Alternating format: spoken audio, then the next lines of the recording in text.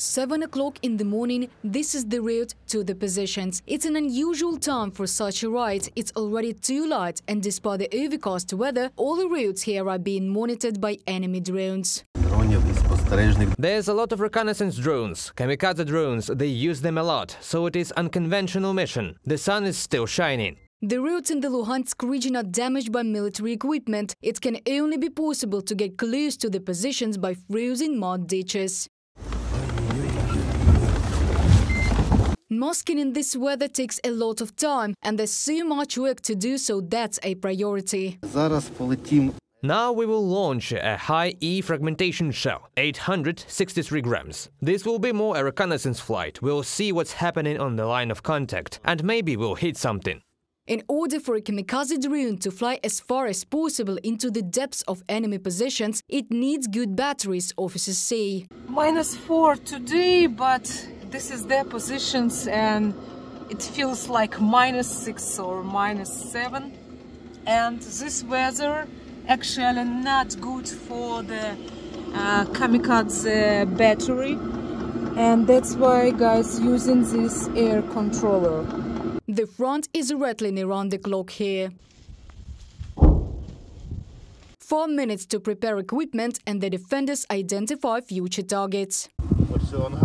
These hangars and Russian troops, this is where they put the machines. If you add wind to the freezing weather, that's another problem for a successful flight.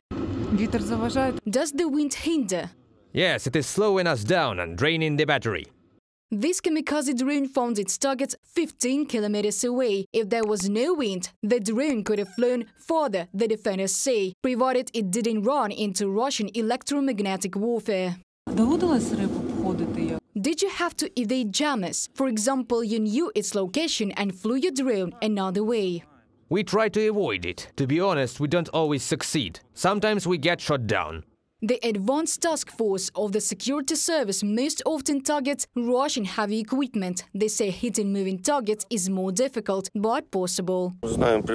We know roughly where the travel roads are, and we fly a drone there, where there is a greater chance of meeting the target. While the task force is in combat positions, new combat drones are being assembled in workshops.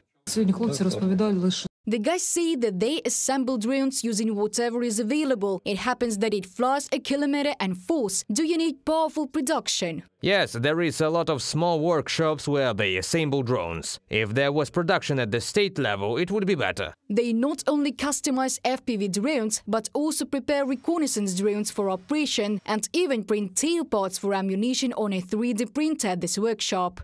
Without drones, work on the front line is impossible today, the military says. They correct the work of artillery, provide intelligence and destroy enemy targets. Over the past 9 months, the security services advanced task forces have managed to disable more than 6 dozen combat vehicles, ammunition depots, Russian command posts and almost 400 Russian soldiers. Reported by Diana Kolesnik, Alona Gramova, UATV News.